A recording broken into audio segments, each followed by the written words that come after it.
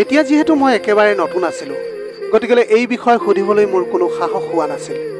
কিন্তু কিছুদিনৰ পাছত যেতিয়া মই ঘৰৰ পৰিৱেশৰ লগত সম্পূৰ্ণৰূপে খাপ খাই পৰিলোঁ, তেতিয়া সকলোৰে লগত মোৰ কথা বতৰা হ'বলৈ ধৰিলে। গতিকে মই মোৰ স্বামীৰ লগত এই বিষয়ে কথা পাতিলোঁ আৰু ক'লোঁ যে এইটো কেনেকুৱা ধৰণৰ নিয়ম। তোমাৰ দেউতাই ৰাতি ৰৈ যোৱা ভাত খায় আৰু তোমালোকে তেওঁৰ সন্মুখত বহি চাই থাকা। এই কথা শুনি অৰ্জুনে হঠাৎ খং কৰি মোক ক'বলৈ ধৰিলে যে তুমি এই ঘৰৰ কাম কাজত হস্তক্ষেপ নকৰিবা আৰু এইটোৱেই ভাল হ'ব যে তুমি মোৰ মা দেউতাৰ কথাৰ মাজত নোসোমাবা।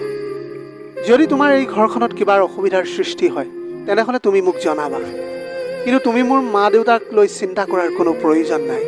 এয়া আমাৰ ঘৰৰ কথা। অৰ্জুনে কোৱা কথাখিনি শুনি মোৰ চকুৰ পৰা চকুলো ওলাই আহিছিল। ময়োতো এই ঘৰৰ সদস্য হয়। তেওঁ কিমান সহজে এই কথা কৈ মোৰ মুখখন বন্ধ কৰি দিলে যে এয়া তেওঁলোকৰ ভিতৰুৱা কথা, অৰ্থাৎ এই ঘৰৰ লগত মোৰ কোনো সম্পৰ্কই নাই। এতিয়া মই কেৱল শহুৰৰ ফালে চাই থাকিবহে পাৰিছিলোঁ। তেওঁক যেতিয়া তেনেকৈ খাই থকা দেখিছিলোঁ তেতিয়া মোৰ মনটো বৰ দুখী হ'বলৈ ধৰিছিল। মোৰ নিৰ্দোষী শহুৰ দেউতাইতো কাকো এটা শব্দও নকয় আৰু গোটেই দিনটো নিমাত হৈ বিচনাত বহি থাকে, আৰু তেওঁক খাবলৈ মাত্ৰ সেই ৰাতি ৰৈ যোৱা ভাতকেইটাক খাবলৈ দিছিল। তেওঁৰ পিন্ধিবলৈ মাত্ৰ দুযোৰহে কাপোৰ আছিল, কাৰণ যেতিয়া মই এই ঘৰত বিয়া হৈ আহিছিলোঁ তেতিয়াৰ পৰাই মই তেওঁক সেই দুযোৰ কাপোৰতে দেখি আহিছোঁ, য'ত নেকি এইখন ঘৰত টকা পইচাৰ কোনো অভাৱেই নাছিল। মই মনতে ভাবি লৈছিলোঁ যে এতিয়া আৰু মই মনে মনে বহি নাথাকোঁ আৰু মই মোৰ ননদৰ লগত কথা পাতিম। ছোৱালীসকলতো নিজৰ দেউতাকৰ কাৰণে সৰগৰ পৰি হয়। ছোৱালীবোৰে সকলোতকৈ বেছি মৰম নিজৰ দেউতাকক কৰে। ক'ৰবাত নহয় ক'ৰবাত এই কথাটোৱে মোকো বহুত আচৰিত কৰি তুলিছিল যে মোৰ শাহুমাই কিন্তু মোৰ লগত বহুত ভাল ব্যৱহাৰ কৰিছিল, য'ত নেকি মই তেওঁৰ বোৱাৰী আছিলোঁ। তেওঁ মোক সদায় ভাল ফল মূল আৰু গৰম ভাত খাবলৈ দিছিল, কিন্তু নিজৰ স্বামীৰ লগত তেওঁ এনে ব্যৱহাৰ কিয় কৰিছিল? তেওঁ মোৰ শহুৰ দেউতাক প্ৰতিটো কথাতে তিৰস্কাৰ কৰিছিল। মোৰ শাহুমাই সদায় তেওঁক ৰাতিৰ বাহিৰ ভাত খাবলৈ দিছিল আৰু তেওঁৰ হাতত পিন্ধিবলৈ উপযুক্ত কাপোৰ এযোৰো নাছিল। আৰু আটাইতকৈ আচৰিত কথাটো হ'ল যে যেতিয়াই মোৰ ননদৰ বিয়াৰ সম্পৰ্ক আহে তেতিয়া শাহুমাই তেওঁক ঘৰৰ পৰা বাহিৰলৈ পঠিয়াই দিছিল। আনকি ল'ৰা ঘৰৰ মানুহে আহি বিয়াও ঠিক কৰিলে, কিন্তু মোৰ শাহুমাই মোৰ শহুৰক সেই মানুহবোৰক লগ কৰিবলৈ দিয়া নাছিল। এবাৰ মই এনেই কথাই কথাই ক'লোঁ যে ৰুহিৰ শহুৰৰ ঘৰৰ মানুহে আমাৰ দেউতাক লগ পোৱা নাই। এই কথা শুনি মোৰ শাহুমাই মোৰ ফালে অদ্ভুত দৃষ্টিৰে চালে আৰু লগতে ক'লে যে ৰুহিৰ বিয়া হ'ব গৈ আছে। তোমাৰ শহুৰ দেউতাই বিয়াৰ দিনা সিহঁতক নিশ্চয় দেখা পাব। এই কথা শুনি মই বৰ আচৰিত হ'লোঁ যে নিজৰ জীয়েকৰ বিয়া, কিন্তু দেউতাই নিজৰ জোঁৱায়েকক বিয়াৰ দিনাহে দেখা পাব। ৰুহিৰ বিয়াৰ প্ৰস্তুতি আৰম্ভ হৈছিল, কিন্তু শহুৰ দেউতাৰ লগত সকলোৰে আচৰণ আগৰ দৰে একেই আছিল। মই ৰুহিক সুধিলোঁ যে দেউতাৰ লগত কিয় এনে ব্যৱহাৰ কৰা হয় আৰু তোমালোকে কিয় একো নোকোৱা? মোৰ এই কথা শুনি ৰুহিয়ে মোক সেই মোৰ স্বামীয়ে দিয়া উত্তৰটোৱেই দিলে, যিটো উত্তৰ মোৰ স্বামীয়ে মোক দিছিল। এইবোৰৰ পৰা আপুনি আঁতৰি থকাটোৱেই ভাল। মায়ে যদি আপুনি এই বিষয়ত জড়িত হৈ আছে বুলি গম পায় তেন্তে আপোনাৰ বাবে ভাল নহ'ব। মায়ে যদি গম পায় যে আপুনি এই বিষয়টোত সোমাইছে তেন্তে সেইটো সম্ভৱ যে মায়ে আপোনাৰ লগত বেয়া আচৰণ কৰিবলৈ ধৰিব। ৰুহিৰ কথা শুনি মই মৌন হৈ পৰিলোঁ। মায়ে যদি মোক তেওঁৰ শত্ৰু বুলি ভাবি লয় তেতিয়াহ'লে এইটো সম্ভৱ আছিল যে শহুৰ দেউতাৰ দৰে মোকো আচৰণ কৰিবলৈ ধৰিব। শহুৰ দেউতাটো তেওঁৰ স্বামী আছিল, তথাপিও তেওঁক এনে শাস্তি দিছিল। মইতো তেওঁৰ বোৱাৰীহে, তেনেহ'লেতো মোৰ লগত আৰু নিশ্চয় বেয়া আচৰণ কৰিব তেওঁ। দুপৰীয়া ভাত খোৱাৰ পিছত মোৰ শাহুমাই হঠাৎ ৰুহিৰ বাবে বিয়াৰ বজাৰ কৰিবলৈ গ'ল। এতিয়া তেওঁ এনেকৈ প্ৰতিদিনে বিয়াৰ বজাৰ কৰিবলৈ যাব ধৰিলে। এদিন দেখিলোঁ যে ঘৰত কোনোৱেই নাই। সেই সুযোগতে মই ৰাতি এদিন ৰৈ যোৱা ভাত চাদত পেলাই দিলোঁ, যাতে শহুৰ দেউতাই গোন্ধোৱা ভাত খাবলগীয়া নহয়। কিন্তু মই জনা নাছিলোঁ যে এইটো মোৰ আটাইতকৈ ডাঙৰ ভুল হ'ব আৰু তাৰ শাস্তি মোৰ শহুৰ দেউতাই পাব। ৰাতি ৰৈ যোৱা ভাত চাদত পেলাই দিয়াৰ পিছত মোৰ হৃদয়খন শান্ত হৈ পৰিল আৰু মই সকলো বাচন বৰ্তন ধুই পাকঘৰটো চাফা কৰিলোঁ। শাহুমা বজাৰৰ পৰা অহাৰ আগতেই মই ৰাতিৰ আহাৰ প্ৰস্তুত কৰিছিলোঁ। মই জানিছিলোঁ যে আজি মোৰ শহুৰ দেউতাই সেয়া ভাত পাব যি ভাত ঘৰৰ সকলোৰে বাবে ৰন্ধা হৈছে, কিয়নো এতিয়াতো ৰাতিৰ বাহি ভাত তৰকাৰী একোৱেই নাছিল। ৰাতি ভাত খাই থকাৰ সময়ত মোৰ চকু দুটাই যি দেখিলোঁ সেয়া দেখি মই আচৰিত হৈ পৰিলোঁ। যেতিয়া শাহুমাই শহুৰ দেউতাক সেই বাহি ভাত আৰু তৰকাৰী দিয়া দেখিলোঁ তেতিয়া মই ভবা নাছিলোঁ যে মোৰ শাহুমাই ইমান তললৈ নামিব পাৰিব বুলি। মোৰ শহুৰ দেউতাক এনে ব্যৱহাৰ কৰা দেখি মই তেওঁৰ সন্মুখত অলপো ভাত খাব পৰা নাছিলোঁ। আৰু মই মনে মনে উঠি আহিলোঁ তাৰ পৰা। মোৰ স্বামীয়ে তেতিয়া উপলব্ধি কৰিছিল যে মই ভাত খোৱা নাই, কিন্তু তেওঁ তেতিয়া সকলোৰে সন্মুখত মনে মনে আছিল। আৰু যেতিয়া মই পাকঘৰৰ সকলো কাম শেষ কৰি আহিলোঁ, তেতিয়া তেওঁ মোক ওচৰলৈ আহি সুধিলে যে তুমি ভাত কিয় খোৱা নাই। সেই সময়ত মোৰ স্বামীৰ ওপৰত বহুত খং উঠিছিল। তেওঁ কেনেকৈ দেউতাকৰ লগত এনেকুৱা অত্যাচাৰ হোৱাটো সহ্য কৰি আছে। হঠাৎ মোৰ চকুৰ পৰা চকুলো ওলাবলৈ ধৰিলে। মই মোৰ স্বামীক ক'লোঁ যে যাতে মোৰ ভৱিষ্যতৰ ল'ৰাটো আপোনাৰ নিচিনা নহয়, যাতে আপুনি এমুঠি ভাতৰ বাবে অত্যাচাৰ সহ্য কৰিব লগা হয়। মোৰ এই কথা শুনি মোৰ স্বামী স্তম্ভিত হৈ পৰিল। তেওঁ একো বুজি পোৱা নাছিল যে মই কি কৈ আছোঁ। অৰ্জুনে মোক ক'লে যে তোমাৰ মগজুটো ঠিকেই আছেনে? কেনেকুৱা কথা কৈ আছা তুমি? মোৰ সন্তানে আকৌ মোৰ লগত কিয় এনেকুৱা অত্যাচাৰ কৰিব? মই তেতিয়া কান্দি কান্দি ক'লোঁ যে যদি আপুনি আপোনাৰ দেউতাৰ লগত এনেকুৱা অত্যাচাৰ হোৱাটো সহ্য কৰিব পাৰে, তেওঁৰ লগত হোৱা অন্যায়বোৰ দেখি আপুনি চকু মুদি থাকিব পাৰে, তেন্তে আপোনাৰ সন্তানেও আপোনাৰ লগত এনে কাম কিয় কৰিব নোৱাৰিব? এই কথা শুনি অৰ্জুনে মোক ক'লে যে তোমাৰ বাবে এইটোৱে ভাল হ'ব যে তুমি মনে মনে শুই থাকা। যেতিয়া তুমি কোনো কথা এটাৰ বিষয়ে একো নাজানা, তেতিয়া সেই কথাটোৰ বিষয়ে কথা পতাৰ কোনো প্ৰয়োজন নাই। অৰ্জুনে তাৰ কথা শেষ কৰি বিচনাত শুই পৰিল, কিন্তু মোৰ হৃদয়খন যেন জুইত জ্বলি আছিল। মই এতিয়া চিন্তাত পৰিছিলোঁ যে যদি ভগৱানে আমাৰ পৰা এই কথাটোৰ হিচাপ লয়, তেন্তে আমি কি উত্তৰ দিম? আৰু মোৰ সন্তানেও যদি অৰ্জুনৰ লগত এনে কাম কৰে, তেন্তে অৰ্জুনে তেতিয়া কি কৰিব? কাৰণ আমি যি কৰোঁ আমাৰ কৰ্মৰ ফল আমি এই পৃথিৱীতেই ভোগ কৰি যাওঁ। যেতিয়া আজি ৰাতি দেখিলোঁ যে মোৰ শাহুমাই কেঁচা চব্জি আৰু শুকান আটা খাবলৈ দিছে শহুৰ দেউতাক, এইবোৰ দেখিতো মোৰ জীৱটো ওলাই গৈছিল। আৰু তেওঁ লগতে শহুৰ দেউতাক বহুত বেয়াকৈ কৈ আছিল। আনহাতে ঘৰৰ সকলোৱে আৰামত ভাত খাই আছিল। মই ঘৰৰ কামত ইমানেই ব্যস্ত হৈ পৰিলোঁ যে ঘৰত যেন একোৱেই খোৱা নাই। শাহুমাই শহুৰ দেউতাক কৈ আছিল যে গৰম গৰম ভাত লাগে, সেইকাৰণে ৰাতিৰ বাহি ভাতখিনি চাদত পেলাই দিলে। লওক এতিয়া এই কেঁচা চব্জিখিনি খাওক, এতিয়া সেইখিনিৰে পেট ভৰাই লওক। সেই সময়ত মোৰ শহুৰ দেউতা অসহায় আছিল। ৰাতিৰ বাহি ভাত তেওঁ নহয় মইহে চাদত পেলাই দিছিলোঁ। কিন্তু সেই সময়ত এই সঁচা কথাটো শাহুমাক ক'বলৈ মোৰ সাহস হোৱা নাছিল। যেনে তেনে কৰি ৰাতিটো পাৰ কৰিলোঁ। ৰাতিপুৱা কোঠাটোৰ পৰা ওলাই অহাৰ লগে লগে মই দেখিলোঁ যে মোৰ সন্মুখৰ বাৰাণ্ডাখনত শহুৰ দেউতাই সেই ভঙা বিচনাখনে বহি পূজা কৰি আছিল। মই গৈ তেতিয়া তেওঁৰ ওচৰতে বহিলোঁ। তেওঁৰ পূজা শেষ হোৱাৰ লগে লগে তেওঁ মোৰ ফালে চাই সুধিবলৈ ধৰিলে, কিবা কথা আছিল নেকি বোৱাৰী? আজি ইমান সোনকালে কেনেকৈ সাৰ পালা? এই কথা শুনি মোৰ চকুৰ পৰা আকৌ চকুলো ওলাবলৈ ধৰিলে। আৰু মই তেওঁক ক'লোঁ যে ৰাতিৰ বাহি ভাত তৰকাৰী মইহে চাদত পেলাই দিছিলোঁ, যাতে আপুনি সেই দুৰ্গন্ধময় ভাত খাবলগীয়া নহয়। কিন্তু মই জনা নাছিলোঁ যে তাৰ বিনিময়ত আপুনি কেঁচা আটা খাবলগীয়া হ'ব পাৰে বুলি। মই তেওঁৰ ওচৰত ক্ষমা বিচাৰিলোঁ যে মোৰ এইটো কামৰ বাবে আপুনি ভাত খাবলৈ নাপালে। শহুৰ দেউতাই ক'লে যে বোৱাৰী তুমি ক্ষমা খোজাৰ একো প্ৰয়োজন নাই। তুমি মোৰ বাবে ভাল চিন্তাই কৰিছিলা, কিন্তু এতিয়া মোৰ ভাগ্যত গোটেই জীৱন বাহি ভাতেই লিখা আছে।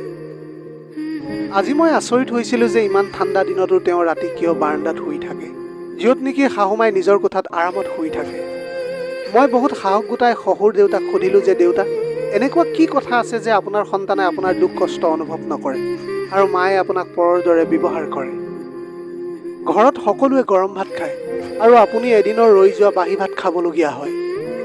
শহুৰ দেউতাই মোৰ কথা শুনি লাহেকৈ হাঁহি এটা মাৰি ক'লে যে মই সুখী যে মোৰ বোৱাৰীয়ে মোৰ ইমান যত্ন লয়, কিন্তু তোমাৰ শাহুৱে মোৰ লগত বেয়া আচৰণ নকৰে। মোৰ ল'ৰা ছোৱালীও বেয়া নহয়, কিন্তু মই যি কৰিলোঁ তাৰ পৰিণাম ভোগ কৰি আছোঁ। মই আচৰিত হৈছিলোঁ যে এই সকলোবোৰৰ পিছতো তেওঁৰ পত্নী আৰু সন্তানৰ বিৰুদ্ধে কোনো অভিযোগ নাছিল। তেওঁৰ অৱস্থা দেখি মোৰ হৃদয়খন জ্বলি উঠিছিল। সেই সময়ত বহুত ঠাণ্ডা পৰিছিল আৰু ঘৰৰ মানুহ কোনো টোপনিৰ পৰা সাৰ পোৱা নাছিল। মই মোৰ গৰম চল এখন শহুৰ দেউতাৰ গাত মেৰিয়াই দিলোঁ। যেতিয়া তেওঁ লাহে লাহে মোক সকলো কথা ক'বলৈ ধৰিলে, তেতিয়া মোৰ গাৰ নোম শিয়ৰি উঠিল। তেওঁ মোক কৈছিল যে যেতিয়া তেওঁ বিয়া কৰাইছিল, তেতিয়া দুজনৰ মাজত বয়সৰ বহুত ব্যৱধান আছিল। মোৰ শাহুমা 16 বছৰীয়া আছিল, ইয়াৰ বিপৰীতে শহুৰ দেউতাৰ বয়স আছিল 32 বছৰ। তেওঁ কৈছিল যে তেওঁৰ মাকে জানি বুজি তেওঁৰ বিয়া 32 বছৰ বয়সত কৰাইছিল, কাৰণ তেওঁ ঘৰখনত অকলে উপাৰ্জন কৰা পুৰুষ আছিল। তেওঁ 6জনী ভনীয়েকৰ একমাত্ৰ ভায়েক আছিল। তেওঁৰ মাকে প্ৰথমে তেওঁৰ উপাৰ্জনেৰে গোটেই ঘৰটো সাজি লৈছিল আৰু ভনীয়েককেইজনীৰো বিয়াৰ সম্পৰ্কবোৰ ঠিক কৰি দিছিল। তাৰপিছত তেওঁৰ মাকে ইচ্ছাকৃতভাৱে তেওঁক কম বয়সীয়া ছোৱালী এজনীৰ লগত তেওঁৰ বিয়া ঠিক কৰি দিলে, যাতে তেওঁ নিজৰ বোৱাৰীক নিজৰ হাতৰ মুঠিত ৰাখিব পাৰে। যেতিয়া মোৰ শাহুমাই বিয়া হৈ তেওঁ ঘৰলৈ আহিছিল তেতিয়া তেওঁ প্ৰথম দিনাৰ পৰাই তেওঁৰ মাকৰ চাকৰণী হৈ পৰিছিল। তেওঁৰ মাকে মোৰ শাহুমাক ভালকৈ ভাত খাবলৈ দিয়া নাছিল আৰু সকলো খোৱা বস্তু জীয়েকহঁতৰ ঘৰলৈ পঠিয়াই দিছিল আৰু ৰাতি ৰৈ যোৱা বাঢ়ি ভাত মোৰ শাহুমাক খাবলৈ দিছিল। কিন্তু মোৰ শাহুমাই কেতিয়াও মুখৰ পৰা এটা শব্দ উচ্চাৰণ কৰা নাছিল আৰু মোৰ শহুৰ দেউতাই এই সকলোবোৰ অত্যাচাৰ দেখাৰ পিছতো মাকক একো কোৱা নাছিল। মোৰ শাহুমাৰ বয়স ৭০ বছৰ আছিল যেতিয়া অৰ্জুনৰ জন্ম হৈছিল। পেট ভৰাই ভাত খাব নোপোৱাৰ বাবে মোৰ শাহুমাৰ অৱস্থা বৰ বেয়া হ'বলৈ ধৰিলে। শহুৰ দেউতাৰ মাকে তেওঁক বহুত হাৰাশাস্তি কৰিছিল। মোৰ শহুৰ দেউতাৰ বহুত ভাল চাকৰি আছিল, কিন্তু তথাপিও তেওঁ নিজৰ পত্নীক ভালকৈ এসাঁজ ভাত খুৱাব পৰা নাছিল। আনহাতে তেওঁৰ ভনীয়েকহঁত ঘৰত থাকিবলৈ আহিলে তেওঁৰ মাকে বহুত ভাল ভাল ব্যঞ্জন প্ৰস্তুত কৰিছিল। মোৰ শাহুমাই সকলো সময়তে পাকঘৰত কাম কৰি আছিল। তেওঁ সিহঁতৰ বাবে খাদ্য ৰান্ধিব লগা হৈছিল আৰু শেষত তেওঁ খাবৰ কাৰণে এমুঠি ভাতো ৰৈ যোৱা নাছিল। তেওঁৰ মাকে সদায় জানি বুজি চাউল কমাই দিছিল। ইমানখিনি হৈ যোৱাৰ পিছতো মোৰ শাহুমাই কেতিয়াও শহুৰ দেউতাক অভিযোগ কৰা নাছিল। কিন্তু অৰ্জুনৰ লগত একেলগে জন্ম হোৱা আন এটা সন্তানৰ দুৰ্বল স্বাস্থ্যৰ বাবে মৃত হৈ জন্ম হৈছিল, যাৰ কাৰণে মোৰ শাহুমাৰ অৱস্থা বহুত বেয়া হৈ গৈছিল আৰু তেওঁ বিচনাত পৰিবলগীয়া হৈছিল। যেতিয়া তেওঁৰ গাত কাম কৰা শক্তি আছিল তেতিয়ালৈকে সকলোৱে তেওঁক নিজৰ কামত ব্যৱহাৰ কৰিছিল আৰু এতিয়া তেওঁৰ গাত কাম কৰিবলৈ শক্তি নাছিল। গতিকে শহুৰ দেউতাকৰ মাকে তেওঁক এটা কোঠাত বন্ধ কৰি দিলে আৰু তেওঁক ভাত খাবলৈ দিয়া হোৱা নাছিল। মোৰ শহুৰৰ ৬জনী ভনীয়েকে মোৰ শহুৰ উপাৰ্জন ভোগ কৰি আছিল, আনহাতে তেওঁৰ নিজৰ পত্নীয়ে ভোকৰ যন্ত্ৰণাত ভুগি আছিল। দিনক দিনে মোৰ শাহুমাৰ বেমাৰ বেছি হ'বলৈ ধৰিছিল। এই চহৰখনত তেওঁৰ কোনো নাছিল, কাৰণ তেওঁৰ মাকৰ ঘৰ আন এখন ৰাজ্যত আছিল। তাৰপিছত মোৰ শাহুমাই আৰু ২জনী ছোৱালীৰ জন্ম দিলে। তাৰপিছত তেওঁৰ অৱস্থা আগতকৈ বেয়া হ'বলৈ ধৰিলে। তাৰপিছত এদিন মোৰ শহুৰ দেউতাৰ মাকে শাহুমাৰ ওপৰত মিছা অভিযোগ লগালে আৰু শহুৰ দেউতাক মোৰ শাহুমাক বিবাহ বিচ্ছেদ কৰিবলৈ বাধ্য কৰালে। তেওঁৰ মাকৰ আগত বাধ্য হৈ নিজৰ পত্নীক তালাক দিলে। শহুৰ দেউতাৰ মুখৰ পৰা এই কথা শুনি মোৰ গাৰ নোম শিয়ৰি উঠিল। তাৰমানে এতিয়া মোৰ শহুৰ আৰু শাহুমা স্বামী স্ত্ৰী নহয়। এইবোৰ কথা মোৰ বাবে এটা ডাঙৰ ধুমুহাতকৈ কম নাছিল। শহুৰ দেউতাই তালাক দিয়াৰ পিছতো তেওঁ এইখন ঘৰত থাকিবলৈ বাধ্য হৈছিল। তেওঁ মাথো চাকৰণিৰ দৰে জীৱন জীয়াই আছিল। তেওঁৰ মৰ্যাদা মাটিৰ সমানো নাছিল। কেইবছৰমানৰ পাছত শহুৰ দেউতাৰ মাকো মৰি থাকিল। শহুৰ দেউতাই চাকৰিৰ পৰা অৱসৰ ল'লে আৰু ভনীয়েকহঁতেও নিজৰ সংসাৰত ব্যস্ত হৈ পৰিল, কাৰণ সিহঁতে জানিছিল যে এতিয়া আৰু দাদাৰ হাতত পইচা নাই, যাৰ ওপৰত সিহঁতে জীৱনটো উপভোগ কৰিব পাৰিব। লাহে লাহে অৰ্জুন ডাঙৰ হৈ আহিল আৰু সি মাকৰ ওপৰত হোৱা সকলো অত্যাচাৰ নিজ চকুৰে দেখি আহিছিল। মোৰ শহুৰ দেউতাই চাকৰিৰ পৰা অৱসৰ লোৱাৰ পিছত অৰ্জুনে কাম কৰিবলৈ আৰম্ভ কৰিছিল আৰু সৰু সৰু কাম কৰি সি পঢ়া শুনাৰ লগতে ঘৰৰ খৰচবোৰ চম্ভালিবলৈ সক্ষম হৈছিল। লাহে লাহে অৰ্জুনৰ উপাৰ্জনেৰে শাহুমাৰ স্বাস্থ্যও ভাল হ'বলৈ ধৰিলে আৰু মোৰ অৱস্থা এতিয়া অৰ্জুনৰ মাকৰ দৰে একেই হৈ পৰিল। অৰ্জুনৰ মাকৰ সময়বোৰ বহুত বেগেৰে সলনি হ'বলৈ ধৰিলে আৰু ঘৰৰ পৰিস্থিতি সম্পূৰ্ণৰূপে সলনি হৈ গ'ল। এতিয়া মই বাধ্যত পৰি অৰ্জুনৰ মাকৰ দৰে ইয়াত জীয়াই আছোঁ। এতিয়া মোক চাবলৈ মোৰ কোনো নাই। আমাৰ দুয়োজনেৰে বিবাহ বিচ্ছেদ হৈ গ'ল, কিন্তু তথাপিও তেওঁ অৰ্জুনৰ বাবে এইখন ঘৰত থাকিবলৈ বাধ্য হৈছিল। আৰু এতিয়া মই তাইক এইখন ঘৰৰ পৰা যাব দিব নোৱাৰোঁ, কাৰণ যদি তাই মোক এৰি যায় তেন্তে এই ঘৰটোত মই অকলে কেনেকৈ থাকিম। মোৰ এতিয়া বয়স বহুত হৈছে। মোৰ ল'ৰা ছোৱালীবোৰে মোক ঘৃণা কৰে। অৰ্জুনৰ মাকৰ হৃদয়ত এতিয়া মোৰ প্ৰতি অকণো সহানুভূতি নাই, কাৰণ তাইৰ লগত কটোৱা বিবাহৰ আটাইকেইটা বছৰত মই তাইৰ প্ৰতি কোনো দয়া দেখাব পৰা নাছিলোঁ। মই প্ৰতিটো কথাতে মাৰ লগ দিছিলোঁ আৰু নিজৰ পত্নীতকৈ ভনীকেইজনীক বহুত মৰম কৰিছিলোঁ আৰু অৰ্জুনৰ মাকতকৈ নিজৰ ভনীকেইজনীক সদায় বেছি গুৰুত্বপূৰ্ণ বুলি গণ্য কৰিছিলোঁ। যেতিয়া মই সিহঁতক পইচা দিব নোৱাৰা হ'লোঁ তেতিয়া সিহঁতে মোক এৰি থৈ গুচি গ'ল আৰু তাৰ পিছতহে মই বুজিবলৈ পাৰিছিলোঁ যে স্বামী স্ত্ৰী ইজনে সিজনৰ বাবে কিমান গুৰুত্বপূৰ্ণ। মই নিজে নিজৰ হাতেৰে প্ৰতিটো সম্পৰ্ক নষ্ট কৰি পেলাইছিলোঁ। মোৰ চকুৰ সন্মুখতে সকলো ভুল ঘটি থকা দেখিছিলোঁ, কিন্তু কেতিয়াও বাধা দিবলৈ চেষ্টা কৰা নাছিলোঁ, যাৰ ফলত আজি মই বহুত কষ্ট পাইছোঁ। ইয়াত অৰ্জুনৰ একো দোষ নাই। সি এমুঠি ভাতৰ বাবে বহুত কষ্ট কৰিবলগীয়া হৈছিল আৰু আজি সিহঁতে মোক সেই একেটা কষ্টই দি আছে, যিটো কষ্ট সিহঁতে পাৰ কৰি আহিছে। আৰু ময়ো এইটো ভাবি এই কষ্ট সহ্য কৰি আছোঁ যে হয়তো মোৰ পাপৰ শাস্তি এই পৃথিৱীতে শেষ হৈ যাওক। মই মোৰ পত্নীৰ লগত কেনেকৈ ইমান অত্যাচাৰ কৰাটো সহ্য কৰি আছিলোঁ। মোৰ শহুৰ দেউতাই তেওঁৰ গোটেই জীৱনৰ কথা কোৱাত মই নিমাত হৈ পৰিলোঁ। কিন্তু মোৰ চকুৰ পৰা অবিৰতভাৱে চকুলো বৈ আহিছিল। আজি মই বুজি পাইছিলোঁ যে কিয় শাহুমাই মোৰ লগত ভাল আচৰণ কৰিছিল। তেওঁ যিমানখিনি কষ্ট সহ্য কৰিছিল সেইখিনিৰ পৰা মোক বহু দূৰত ৰাখিবলৈ বিচাৰিছিল। মোৰ নিজৰ ঘৰখনতকৈ বেছি শান্তি মোক শাহুমাই এইখন ঘৰত দিছিল। বেলিটো ওলাই অহাৰ লগে লগে সকলোৱে নিজৰ কোঠাৰ পৰা ওলাই আহিল। মই চকু পানী মচি পাকঘৰলৈ আহিলোঁ। এটা নতুন দিনৰ আৰম্ভণি হৈছিল। এতিয়া মই এইটো চেষ্টা কৰিব লাগিব যে আহিবলগীয়া দিনবোৰত মই তেওঁক শাহুমাৰ পৰা কেনেকৈ মাফ খোজাব পাৰোঁ। কাৰণ ভগৱানেও নিজৰ ভক্তৰ হাজাৰ হাজাৰ পাপ ক্ষমা কৰি দিয়ে। গতিকে আমি মানুহ হৈ মানুহে কৰা ভুল কিয় ক্ষমা কৰিব নোৱাৰিম? মই বিচাৰিছিলোঁ যে মোৰ শাহুমাই শহুৰ দেউতাক ক্ষমা কৰি দিয়াটো। তেওঁলোকৰ মাজত এতিয়া সম্পৰ্কটো আগৰ দৰে নাছিল।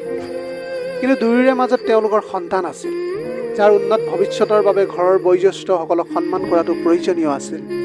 কিন্তু সকলোৱে এই কথা জানিও মনে মনে থকাটোহে মোৰ বাবে বৰ কঠিন আছিল। যৌৱনত পত্নীক সন্মান আৰু অধিকাৰ নিদিয়া স্বামীয়ে বৃদ্ধ বয়সত লাজৰ সন্মুখীন হ'বলগীয়া হোৱাটো এটা বাস্তৱ ঘটনা। মই মোৰ স্বামীক দেউতাক এনেখিনি নকৰিবলৈ বহুবাৰ গুহাৰি জনাইছিলোঁ আৰু তেনেকৈ অৱশেষত মোৰ স্বামীয়ে মোক সমৰ্থন কৰিছিল। কিন্তু আটাইতকৈ ডাঙৰ কথাটো আছিল মাক কেনেকৈ সন্মান কৰোৱাটো।